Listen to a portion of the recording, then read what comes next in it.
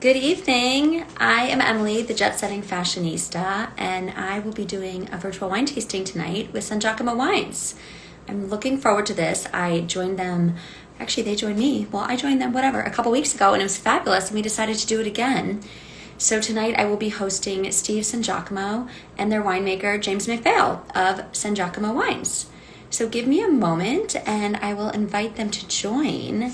We have quite a delicious lineup of wines. So those of you that are tasting with us, you're gonna have a great tasting. And those of you that are not tasting with us, don't worry, it's not too late. You can still buy the wines after and just taste these on your own, on your time. So let me just invite the Sangiacomos to join. Oh, hello, Jeff. I love seeing all my regular faces on here. Oh, perfect. Okay.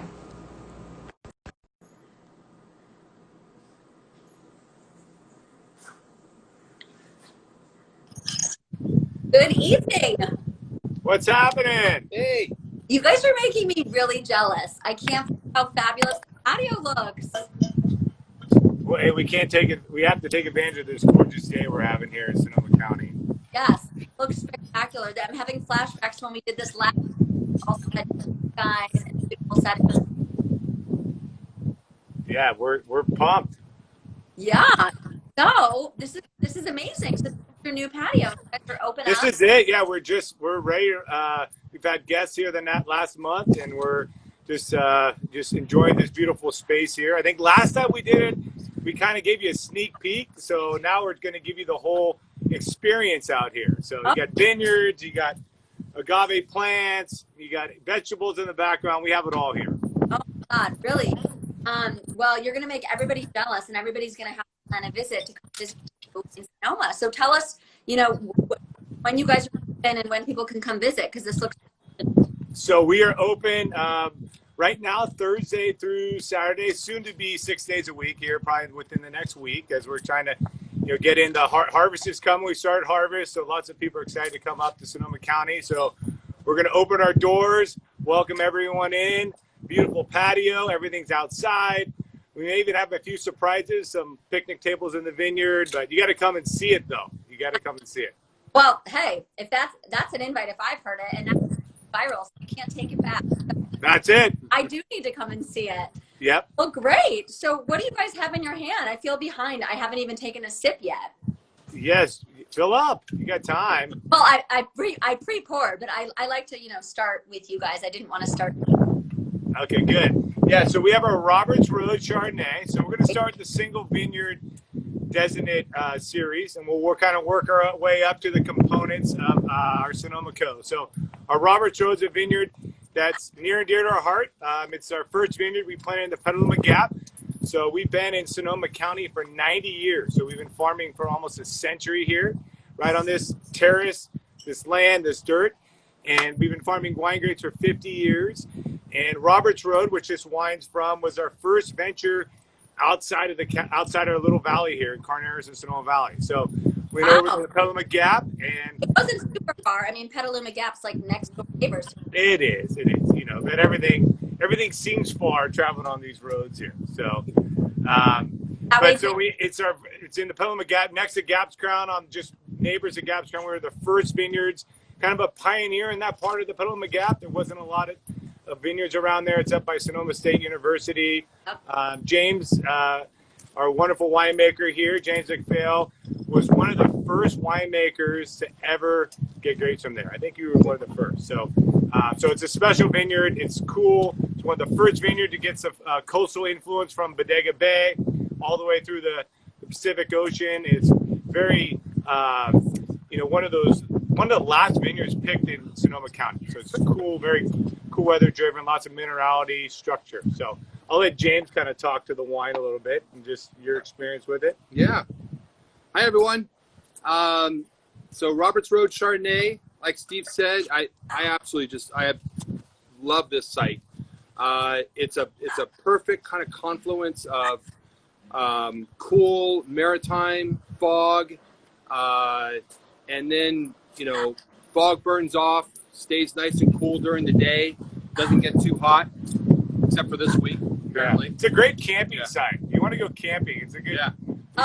We should do a camping adventure out there. We should do a camping tasting or something. people are a little shocked about that. What's that? I'm sorry. I just went glamping. Is that why you're mentioning camping? Because it was like a second. Yeah, you're right. Oh, we could glamp. We get glamp. Yeah, Yeah, there's lots of glamp. glamping out there. So. Great idea.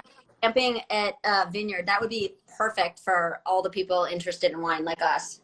Yeah, under that big oak tree. Under the oak tree. That's it. Perfect. Yeah, so it's a great, absolutely perfect site for Chardonnay and Pinot Noir. Very cool climate site. So you get a nice high acid driven, low pH, but yet kind of rich, textural, weighty Chardonnay that it's kind of classic, a little more classic old world than kind of new world. Well, I'm cheating because I'm comparing to the Sonoma coast, which we're doing later, just to get a feel for how their noses are. Very, very different. Yeah. A little bit more minerality in the Roberts Road, kind of that Asian pear, a little bit, fruit component, nice crisp acid, little Gravenstein in there. Good seafood wine, right? Great seafood wine. Yeah. Well, I think we need to all take a taste together because I sort of took a taste and you guys took a taste. So cheers. Cheers. Cheers. Thank you for tuning in again. Yes. The fun one to try. What do you think? I love it. It is really different, especially on the nose. I mean, James, I don't think I've had a wine of yours that I love, so it's really hard when you like them all to pick a favorite. But yeah, it's lovely. It's very totally drinkable. I'm just wondering. I feel like the Sonoma coast has a little bit more like oak on the nose, although I know you don't really use a lot of oak. Maybe I'm making that up. No, you're right, actually. There is a slightly higher percentage of new oak on the Sonoma coast. Oh, good. I got it right. I lucky guy. Well, you've done enough of these tastings to kind of decipher that. One or two. Just a couple. Well, and you know what's so fun? I love it that it seems like each of your vineyards, correct me if I'm wrong, you do, a Pinot and a Chard. And then, so we're sort of doing like the two families, the two Roberts Roads Pinot and Chard together, and then the Sonoma Coast Pinot and Chard together as well. Absolutely. So the transition with the Sonoma Coast wine that you alluded to, the Sonoma Coast and Roberts Road, it's a great blend of two different sites. So we've hung our hat in Sonoma Valley, Carneros, this little Sonoma Coast section. And with that, we've been able to, with the Sonoma Coast, bring together two components, kind of create this complexity that is so fun to taste, multiple vineyards. So we have 14 vineyards in Sonoma County. Yeah. Grape growers. So our core business is selling to wineries. We sell to over 60 wineries. We've, as I mentioned earlier, been doing it for 50 years. But in 2016 vintage, we launched this little wine venture and wine passion expedition, just as another extension of our family business. So yeah, the Green Acres which is the next component. I'm already going ahead. I'm going ahead of the Sonoma Coast. It's pretty crazy to think you didn't have your own label until 2016. And that was your generation, right? You and your siblings decided? Yeah, my brother Mike and my sister, me and I launched the family brand in 2016. We've had a Vineyard Designate series with wineries putting our names on, like James with his label for a number of years, Sangiacomo Vineyards, and since 1979 was our first Vineyard Designate. So we built the program, and so today we have over 30 wineries that put our name on the label. And then in 2016, it was just the timing was right, the stars aligned, we were ready, and we just launched this awesome wine brand. And James was, as I mentioned, everything came together. He was going off on his own, starting his own little consulting business, and so it was, we were off to the races. Timing was perfect. So you had sort of been like James until he was available. Right at that time, it was Sun, moon, and stars. Yeah, exactly. That's it. Well, that's awesome. And yeah, it's funny because I think we talked about this before, but I definitely had Sangiacomo Wines over years. A loyal Ramsgate member for a few years, and I think I had your wines there and Patson Hall, all these places. So it's really cool to actually get to have the story come together and try your own Sangiacomo wines from Sangiacomo Vineyards. Exactly. And you even didn't you have the Joseph Phelps family? We made the connection, right? They've been around Napa forever, and my dad and Joseph Phelps were good friends, and they started a relationship a long time. We sold grapes to them back in the 70s. So, yeah. And there you were up at their house, right? Yeah. So Joseph's granddaughter, Kelsey, is a dear friend of mine. So I was there this weekend, and I was talking about you guys with Lynn, Kelsey's mom. It's such a small wine world, but you know, I think we were talking about my Instagram live schedule, and I'm like, oh yeah, Sangiacomo. She's like, they're great. We've been working with them for years. So yeah, everybody loves them. Is the best. They're the best. Yeah. Well, cool. Lovely. How hot is it up there? You know, we have this little cool, Pacific Ocean breeze that's coming through right now. So we're actually this is a good. Usually the breeze in the Petaluma Gap, Carneros just kind of whips through at high miles per hour. But today with a little high temperatures, we're welcoming it right now. We're worried about being able to hear us, but it sounds like you hear us pretty good. Yeah, I can hear you great. I don't know if you hear a little somebody in the background barking. Part of this I'm live, so excuse the French bulldog in the background barking. We have a dog around here somewhere, right, James? Where's your baby? Somewhere out there. Somewhere out there. In the vineyard. Maybe just go grab her, because I don't know if you guys are noticing the background, but she normally is fine with a billy stick, but apparently she wants to be a part of this IG Live. Yeah. She'll come back. Is she? Okay. She just went. Okay, good. Yeah. Well, good. Good. You want to tell us about the wine? Oh, and the production facility. So. The winemaker. Say that. We lost you there. We lost you there. Yeah. What can you share about how this beautiful Chardonnay is made? So I'm a little bit more kind of a classic, traditional winemaker. I like to whole cluster press, go straight to barrel, which we call in the industry going dirty, which is a great term. Okay. And that means that we're taking all the good stuff that's in the juice.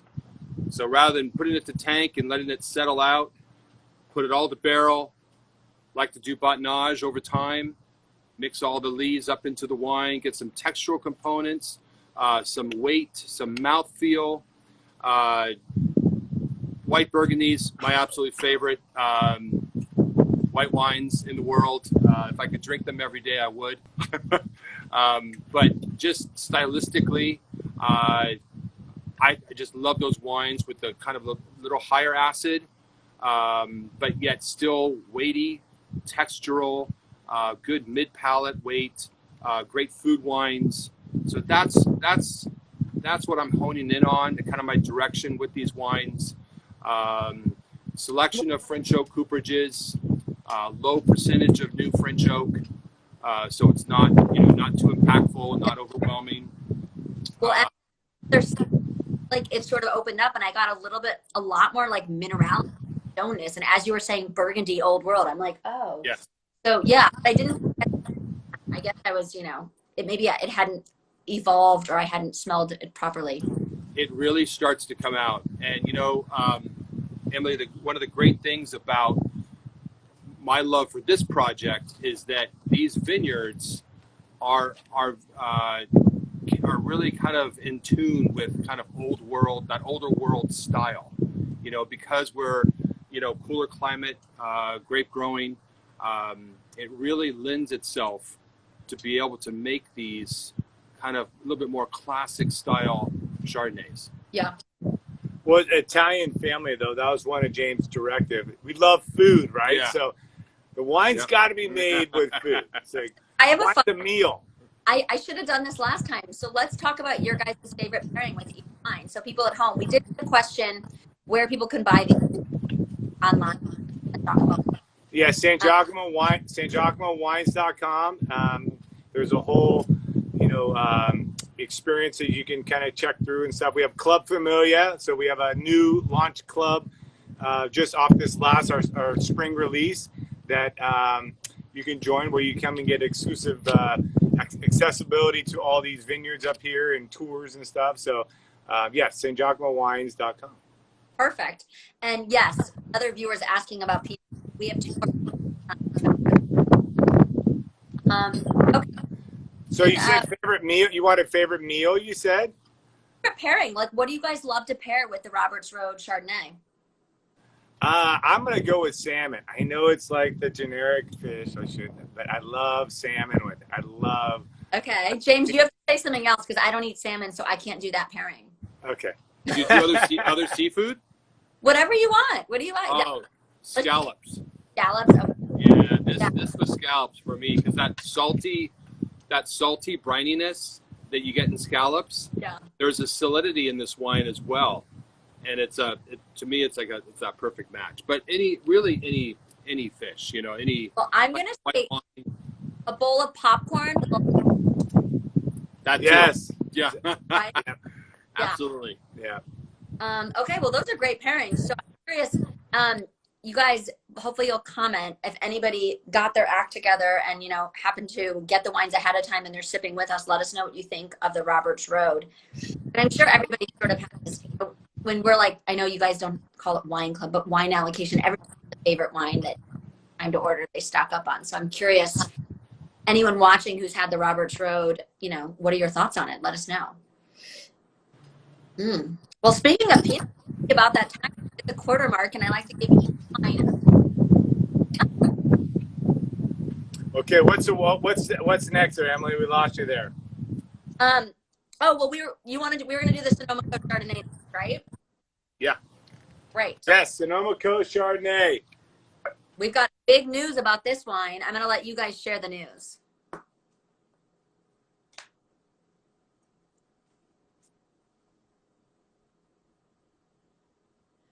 All right, can you hear me? You guys went out for 1 second.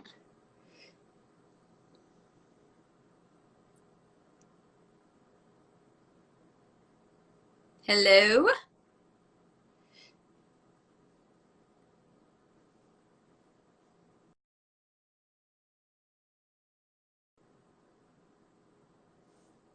Okay, I think we just lost Sangiacomo for one moment. Don't worry, they will pop back on. I'm sure they just had some Wi-Fi issues on the patio.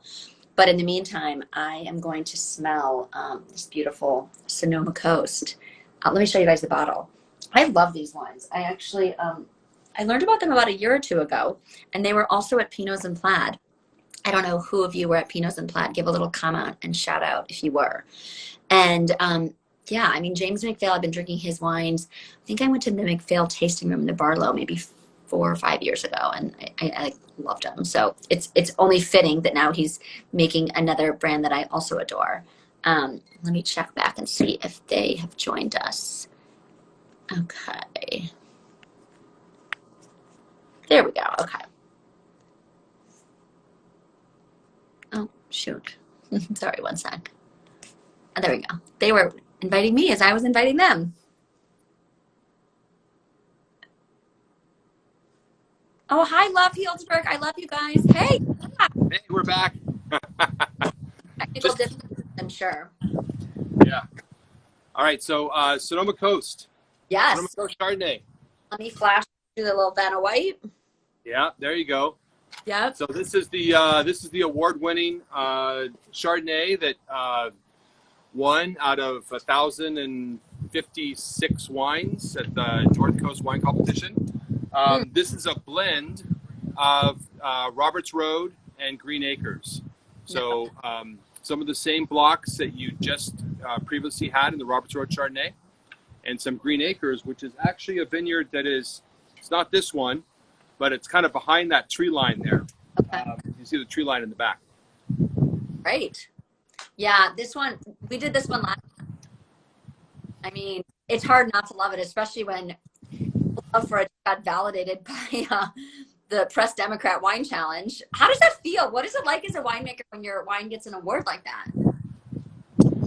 It's obviously it's very humbling, but it's also really exciting. Especially when you kind of go into these competitions not really knowing, what, because there's so many wines, there's so many judges, so many different styles, and you feel like maybe your wine is should be up there, in kind of like the final right. Lineup, but you never expect to win.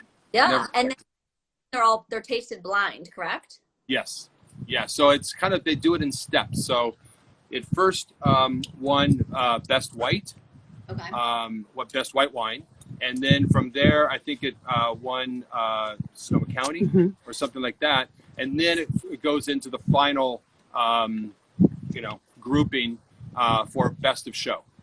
Wow. So there's like 3 levels. There's like Yeah, the 3 gold, levels. silver, and then what's below silver? Bronze. Yeah. So you. So it was great. It was very exciting. I was excited for the Sangiacomos and the brand. To have this wine come out, it really is singing right now. I mean, just to taste it, like all those notes are just kind of, perfectly in balance right now. So let's talk about what we're smelling with this beautiful singing wine. A little bit more green apple. Yep.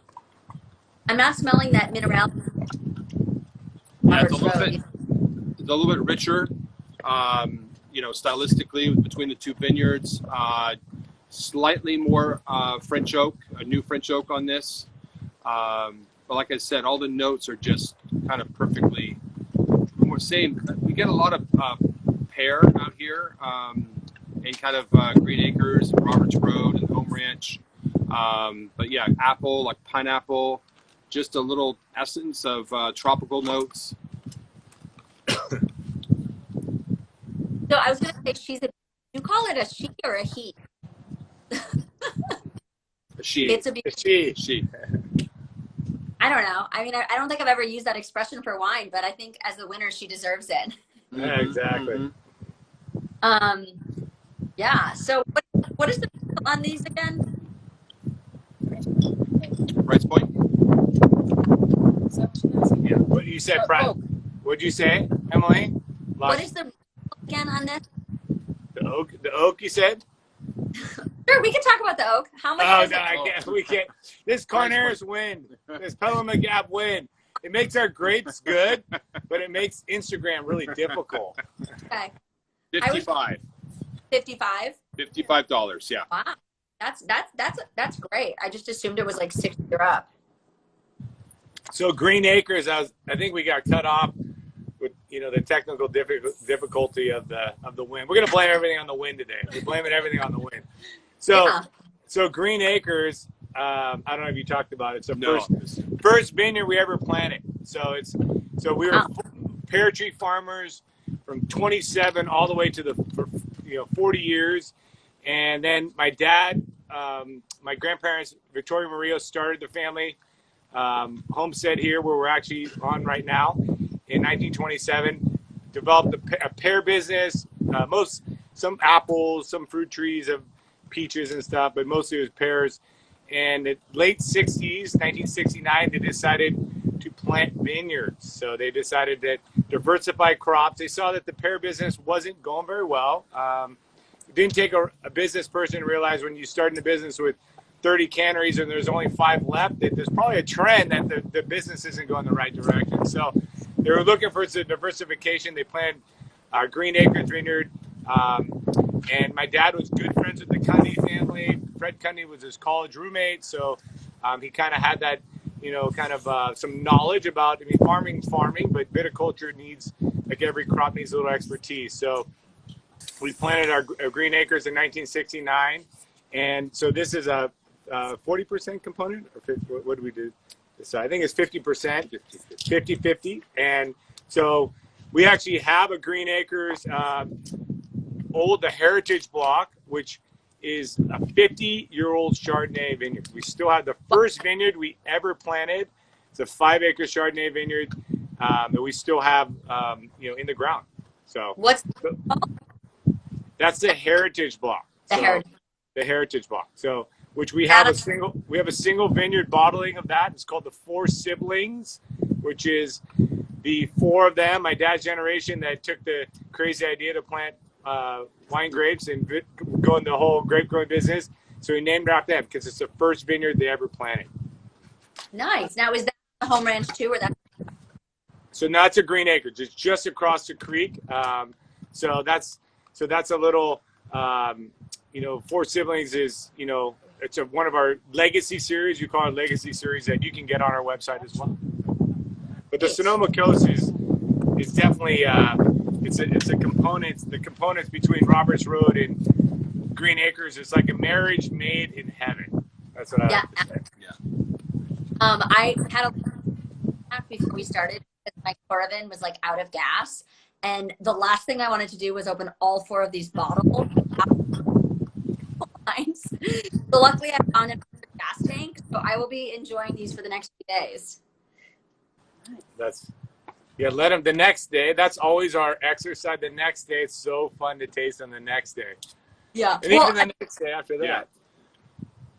Yeah. I hate to waste beautiful wine. So to me, a bottle and me have a glass of each tonight. That's not enough. I got to be able to drink every drop. There you go. I'm with you. I'm with you. Yeah. Who just passed through? Oh, that's Roxy. Oh, okay. Good job, James. Yeah. Yep. That's our puppy. 5.5 months. The last one in the tasting room. Yes. Yeah. Yes, that was the one. Yep. Famous Roxy. Yeah. It's funny. Does she have an Instagram She account should. yet? You She put should. her on. She should have an Instagram. Absolutely. Roxy, I like it. Yeah. Yeah.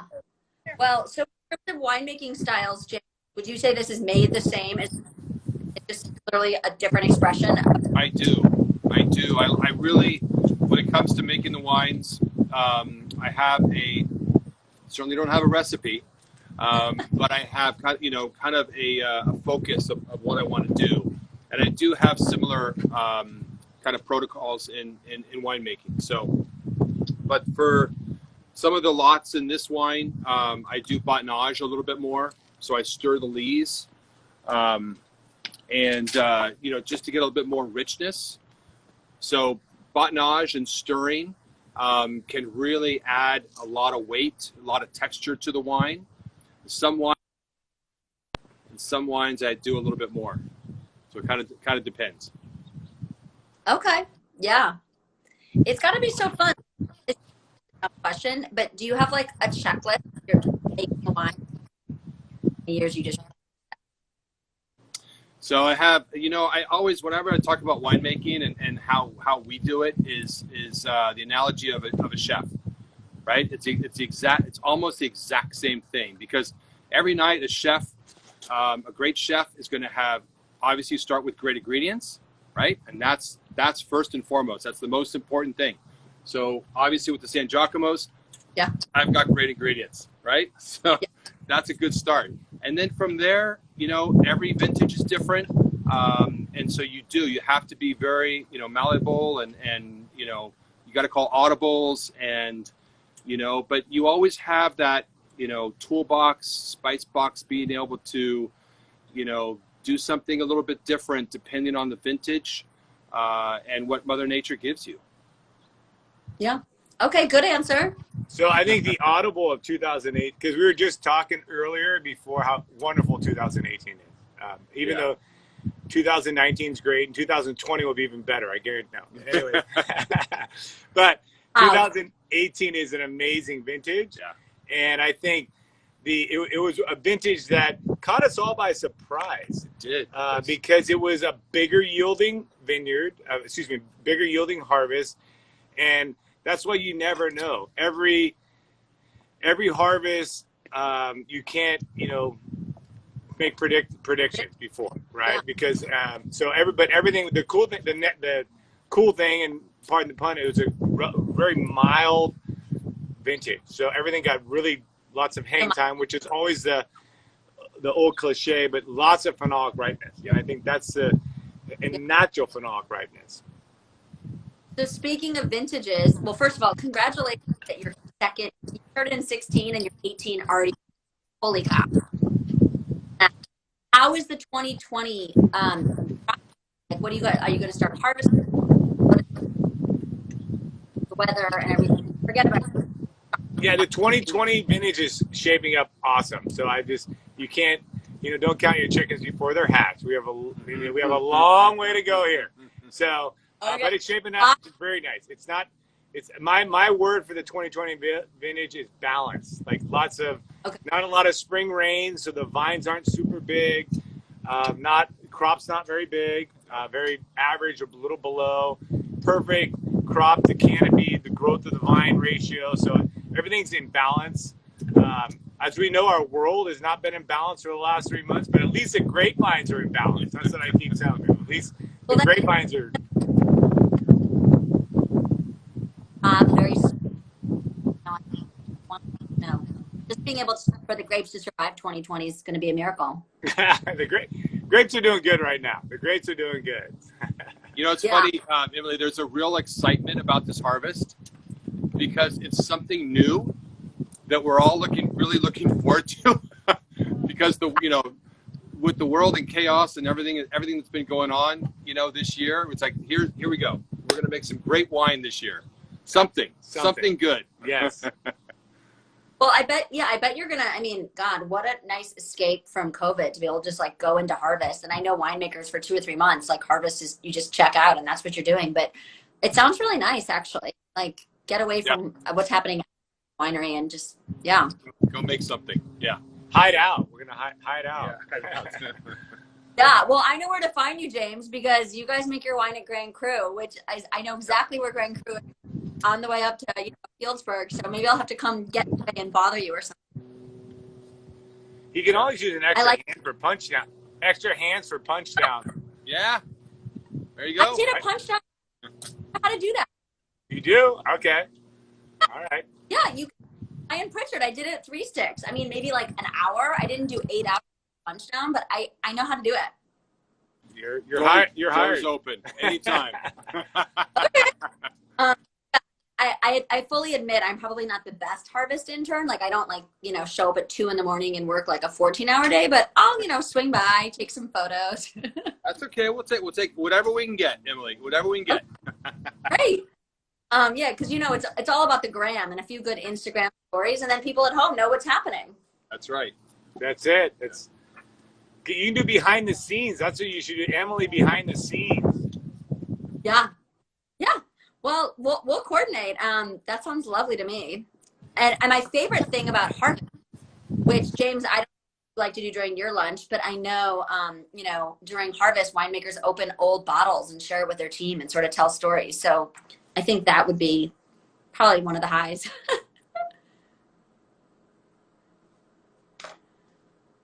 Uh-oh, I lost you guys. All right, I'm just going to have a sip of this beautiful Sonoma Coast while we're waiting for them to join. Hi, Isabel from Napa Valley. Okay. Hi, sorry, we're repositioning. Okay. It's Act 2. We're in between plays. Well, we had get your popcorn, get your everything. It's refreshment time. We're Act 2. All right. Uh-oh. You guys are so cool that we have two set scenes for this. Scenes, exactly. Yeah. Now we're doing the on the fly. Let's move this back. I got to see Megan. Yeah. Know. Hi, Emily. Hi. What's going on, lady? Come visit. I know. Well, Yeah. talking about that, I would love to. Apparently, James needs my help at harvest, so I just offered to lend a hand. Yeah, whatever you want. Let's take a walk in the vineyard. Come do punch downs. Yeah. There's Visit. a lot of talk about punch down, so maybe that's what I'm trying to. I agree. Actually, you should come harvest. Here's a grapefruit farmer. Yeah, here you go. need to come out in the For vineyard. the farm? Like, Yes. I've never done. Oh, actually, no. I know how to drop fruit, how to do that, but I don't know how to harvest. Have you never been to a night harvest or anything? No. Oh my God. See, all these winery people are taking you. You got to come out to the vineyard. Well, is there like an RV or somewhere? Because it's really hard to like get up at midnight and drive from San Francisco to Sonoma. If I roll out of my glamping sleeping bag, it might be more likely. Put a tent out There there. you go. Yeah, put the tent out in the vineyard. That's what I said. The tent out in the vineyard, and you just roll out. And, She'll be naturally woken up. absolutely. Can't miss the lights. Let's talk about it. That could be really fun. You got to do. You have to do a harvest excursion. I mean, that's. Yeah. Where's it start, James? Where's it start? In the vineyard, right? In the vineyard, always. Which vineyard do you normally harvest first? That's a good question. For our wine brand, we have our Frederick Vineyard, which is in Lakeville. So it's in the Petaluma Gap, on the southern portion of Petaluma Gap. Close to- And Yeah, and it's close. That's usually one of our first. So it's very mild, not a lot of heat spikes and not a lot of cold. So that's usually our first that comes off. So. And then what time do you start? Like 2 or 3 a.m.? Yeah, or midnight. So full moon. So it's the between midnight and 2 o'clock. So we want the grapes. The earlier we harvest them, the colder the fruit is. It's plus there's nothing more magical than being in a vineyard in the middle of the night. It's just no. It sounds pretty dreamy to me. So let's circle back on this, and if the invite still stands, that I can get up there by midnight or 1. Sounds great. I've had lots of friends. I'll come, and then it's like the 12 a.m. alarm clock goes off. It's like, oh, I'll do it the next time. Well, that's why I was saying it's all about proximity. Like a lot of times, I feel like staying as close to the winery as possible will make it way more likely. Yeah, it's true. Absolutely. It helps. So, well, anyway, so we just hit, oh gosh, we have spent a lot of time on Chardonnay. We better get going and give the Pinot some love because we're more than halfway through. Okay, let's do it. So Roberts Road. So we're going to do same vineyard, just cross over on a little varietal switch. So Roberts Road, as we've talked about, is Sonoma Gap, 2017, which was a vintage that was tasting wonderful. This vintage is really coming into its own. I think 17 took a little while. 18 is obviously tasting great, which we tasted. The 17 is just took a little while to come around. I think it was just the nature of the vintage, right? Mm-hmm. But so jammy. I love the nose on this. And Pinot Noir, there's no better variety in the world than Pinot Noir. Nope, sorry. You're talking to the girl that threw an event all about Pinot Noir, so I agree. Pinots and Plaid, right? And Plaid. So let's do a little mention of Pinots and Plaid. So Sangiacomo was at the inaugural Pinots and Plaid this year, which was in October. God, it feels like 5 years ago. And we were going to be having another in October of 2020. And then, COVID happened. So hopefully it'll be early 2021. It just really depends on when we can all be in a room together. I mean, I'm exploring doing smaller versions, a few 6 or 7 wineries and less guests, but it's all sort of in the air. But hey, I mean, if you've got room at your vineyard, I'm looking for fabulous outdoor spaces to host people. So I'm just considering anything. We have spaces. So we have 14 vineyards. So you have a lot. You have your option. You have your option of vineyards to do it. So yeah, I might have to. Okay, well, so you guys, Pinots and Plaid might be back in Sangiacomo. But regardless, whenever it does happen, Sangiacomo will be there again, and they were awesome this year. And yeah, so that's sort of. I mean, I know I tasted your wine before that, but I feel like that's where our relationship blossomed. Absolutely, it's Pinot Noir brings everyone together, right? It just. But they always say you can. There's a lot. I can't pick my favorite kid. I can't pick my favorite winery client. We sell to 60. I can't. There's a lot of things, but I can pick my favorite variety. Pinot Noir is my favorite variety. So. Yeah, I know. It's funny. Whenever I taste wine, my takeaway is which was my favorite. And I feel like winemakers that's so rude, but I just taste so much wine. I have to have highs and lows. And even if it's a low of a brand I love, it doesn't mean I don't like it. It just means which is the bottle I'm going to grab if the house is burning down first. Yeah. Yeah. So this Pinot, James and Greg LaFollette were the first winemakers to ever make fruit. So our Roberts Road Vineyard was planted in 1999. Yeah. And the first crop was obviously 2002. So vineyards give their first crop 3 years after they're planted. So actually 2001. I can do the math there. Yeah. So 2001, and it was a light crop. I think you and Greg maybe split it. They got 2001. Yeah, small amounts, and then he was been buying it ever since. Yeah. So James, you are so familiar. I mean, it really is absolute perfection that you're the winemaker because you've been working with these grapes for so long. Yeah. So I walk into Roberts Road, and it is like the back of the hand. I can, I kind of just automatically go, down the rows and, which avenue and which row. And there is a pulse that you get as a winemaker when you walk a vineyard so often. over so many years that you really get a pulse and a feel for, you know, the weather patterns and, you know, the speed of ripeness and everything else. So my internal clock is telling me to actually I'm going to go out Friday and do some sampling because that internal clock says it's time. But yes, it was it's a vineyard that I know very well, and it's was always one of my favorites with the MacPhail brand. And so it was a very kind of organic, natural transition to do this, because going from one of my favorite vineyards and be able to now make it for the owners is kind of, you know, well, comes all together. Yeah. His internal clock is, so we're doing a sparkling wine from there, which when? tease for 3 or 4 years, right? Because we know good sparkling takes 3 or 4 years. Wow. So we are doing, that's what, but he has it's another block. And so like, he does know that, as he alluded to, the branch like the back of the hand. We're like, James, this, you got to go check. It's getting close. So that was my question. I know you're going to be diplomatic and say that you can't play favorites, but I'm assuming if you are picking the grapes for the people that own the vineyard, you get first dibs on the blocks you want. So that's probably pretty cool, right? Well, yeah, we everything's allocated. So we've never, that's a great question. We get that all the time. We've never taken a row from a winery. So we're fortunate because, you know, we develop vineyards every year. We replant 5% of our vineyards every year. We have new vineyards coming in. So we've all of our vineyards were all new. Now they're all within blocks that we really, really like. Yeah. But we've never taken rows from another individual winery. From Peter to pay Paul. I'm just saying, you know. Yeah, he can pick and choose. Yes, that's a great point. You can pick and choose. He already knew. He had his laundry list when he came in. Like, that's my point. Totally. He's been like walking those vineyards for, I don't know, what, 20 years, 15?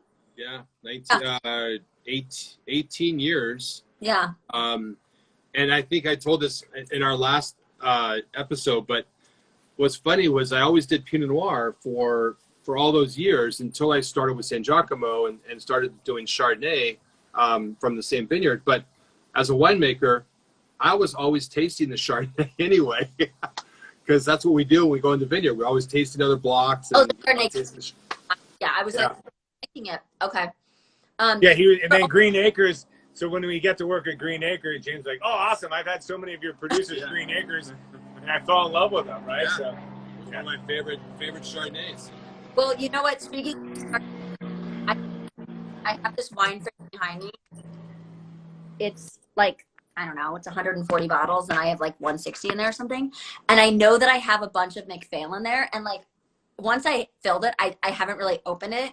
And I'm like thinking I need to like organize some and take them to my wine storage. So I'll have to let you know which MacPhail I have. But great, good bunch like years ago. Jim Morris was up there and I visited. Well, definitely make sure you let us know if it's a Roberts Road. Oh my, I know. Those are some of my favorite old MacPhails to pull out are some of the old Roberts Road, because they age so well. Come to harvest, I'll bring it with me. We'll see if I can find it. It's like it's daunting going through that wine fridge.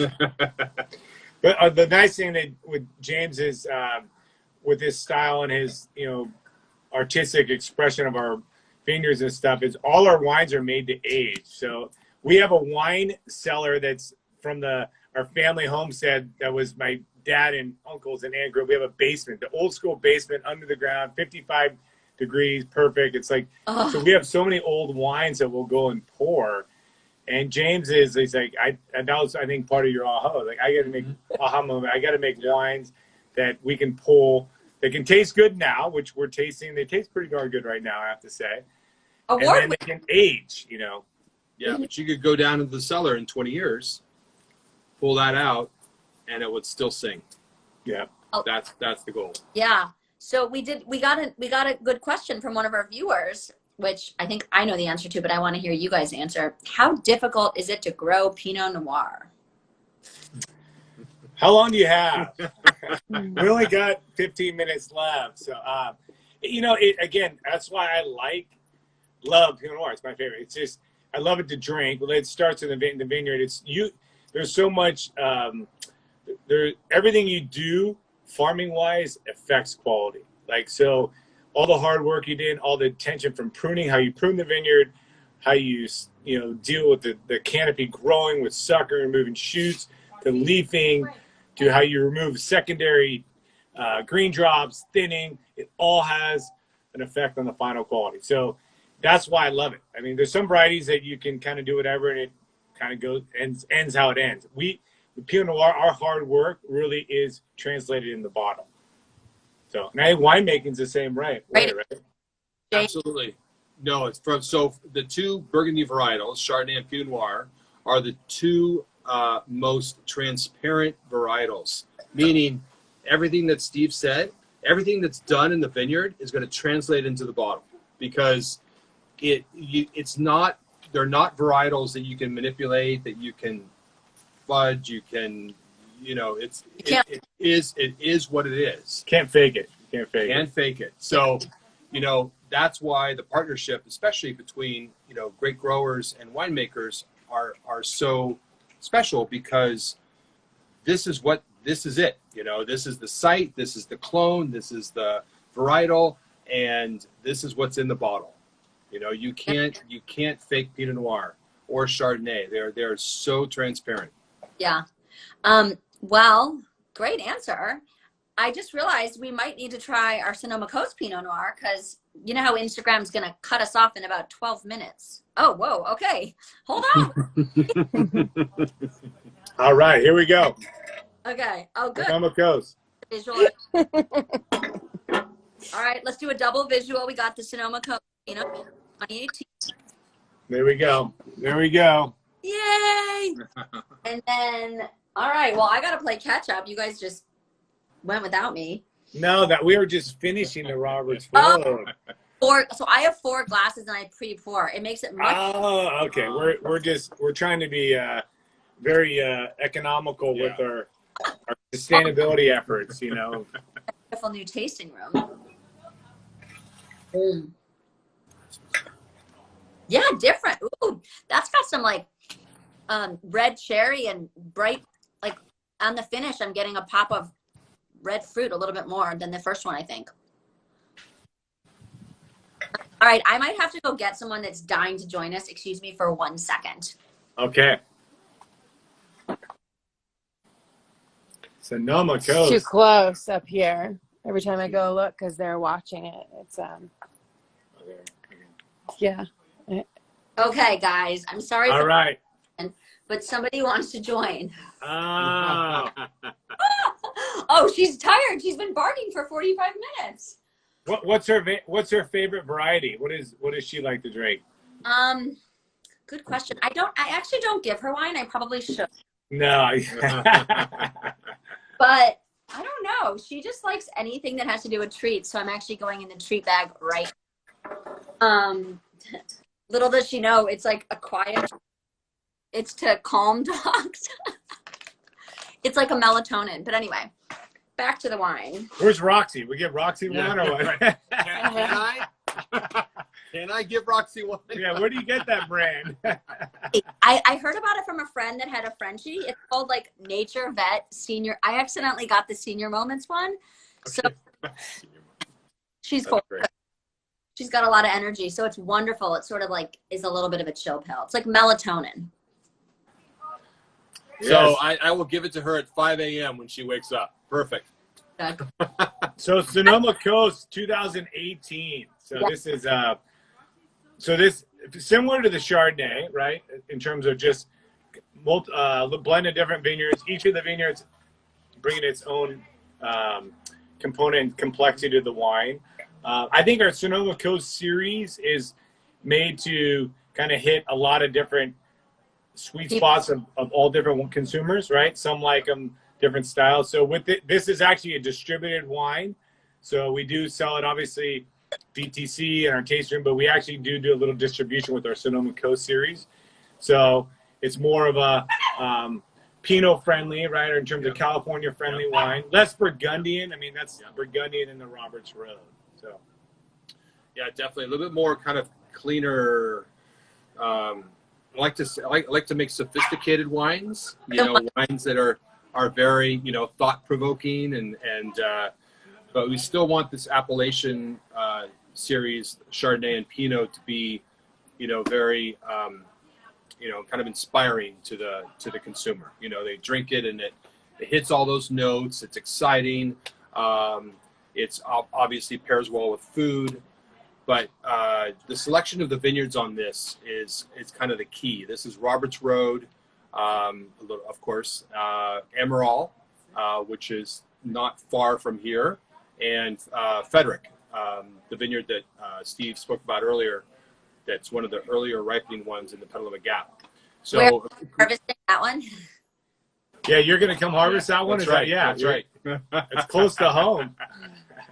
So it's a great blend of sites, yet it still has all the layers that I need to have in a wine when you drink. Layer after layer after layer, different fruit profiles. This has, to me, like today, it's showing a lot of like smashed cherries. Kind of like Bing cherry. Yes, I got like in the mid palate. Yeah, so it's kind of like that cherry, and the mouthfeel is rich, very, yeah, layered. A little bit more French oak on it, little higher kiss of new French oak to give that, a little bit of that oak sweetness. Yeah. Good spice to it, but great weight, and very bright red fruits today. So I have to say, James, you do such an amazing job at making like sophisticated and interesting yet approachable wines. Like I feel like between both, I mean, I love all Pinot, obviously, but like they're different enough that you're like, ooh, which one? But like I just want to drink them both, And this one, you were saying that this is sort of like the everybody Pinot, correct? And the other's a little bit more old world and maybe a little, I don't want to say sophisticated, but a little bit more specific. Yeah, a little bit more intellectual. I like to say that, wine should always pose more questions than answers, right? So when you drink wine, it should, stimulate senses and thought, and you go, oh wow, because you talk to people that get into wine, and a lot of them, kind of have that aha moment, right? So what was the wine? What wine did you drink that, got you into wine and stimulated all those senses, right? Well, I mean, I basically moved to New York, from New York to California. I did not know a soul. And part of the reason was I wanted to be closer to wine country. So I don't even remember the wine that moved me. But I don't know if that was a question, but I'm just sharing this. But I get what you're saying. And yeah. I think just geeking out about wine is my favorite thing to do. So I might have to host these Instagram lives to do it with you guys because my friends don't want to, but it's awesome. But see, you was a little bit more general with wine, right? So wine inspired you, and wine interested you. Yeah. Sometimes you talk to Psalms and other people that say, well, there was a specific wine. Yeah. Like their family pulled a wine out of the cellar, or they were in a special occasion where they were able to taste an old world Bordeaux or something, and you tasted it and it hit all those nerves. Yeah. It inspired the thoughts, and well, that's what I love about wine. That moment with a wine cellar, and it was actually at Mr. Phelps' cellar. I was having dinner with Kelsey and her aunt, and they were like, Emily, Kelsey, go downstairs and get a bottle. And I'm like, downstairs? What's this? And we went down, and I had just gotten back from Champagne. I think it was like November, December of 18. And we spent 45 minutes. Kelsey's like, what are you in the mood for? And I'm like, oh my God.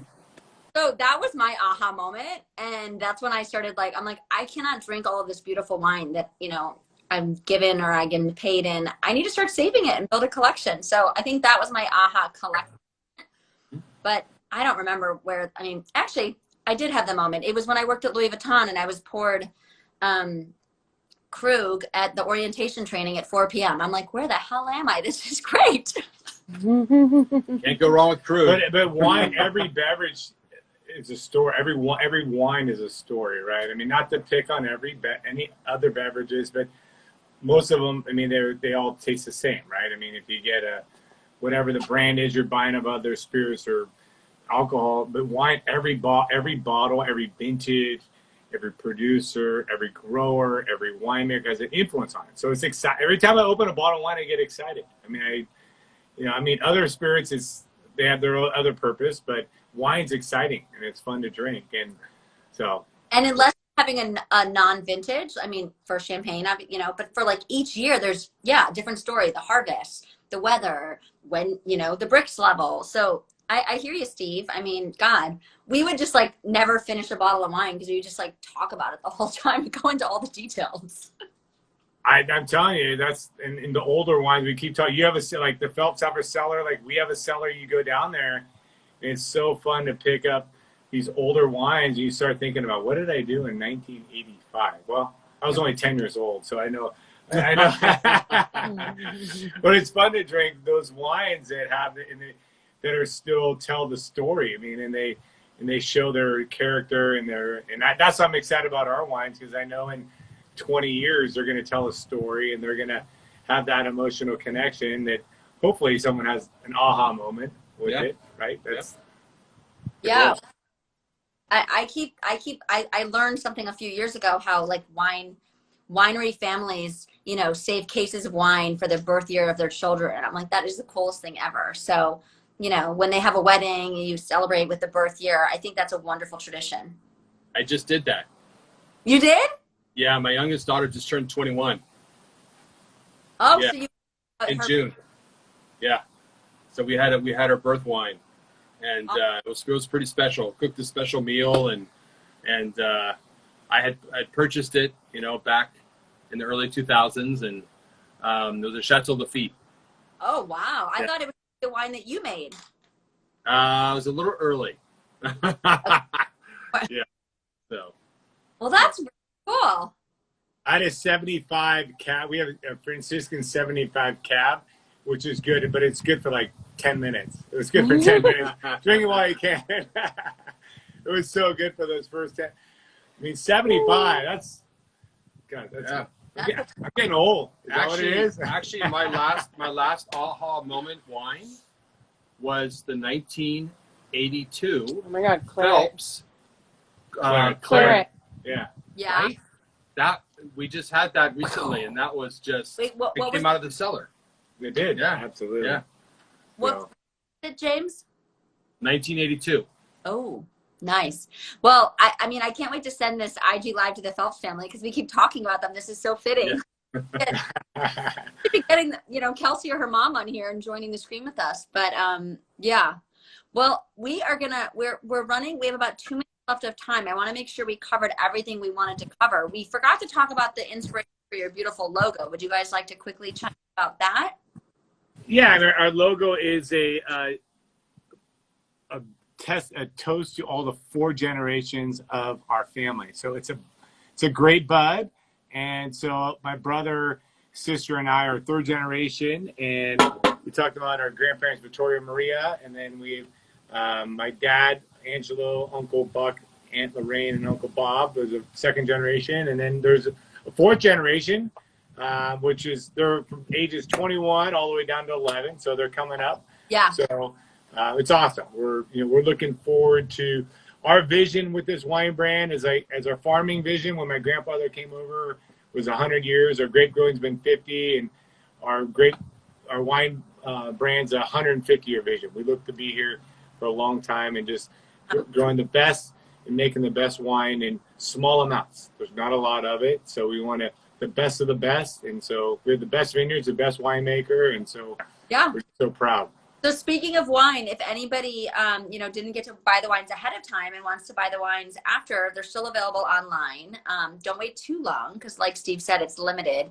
But yeah, I mean, I imagine that Sonoma Coast Chardonnay after the awards, it's going like hotcakes. It's going quick. There's not much left, but so get it while you can. So, but yeah, come visit. We have the beautiful vineyards. You saw it earlier. We have vineyard tours. We have vineyard experiences, so please come visit. It's all outdoors.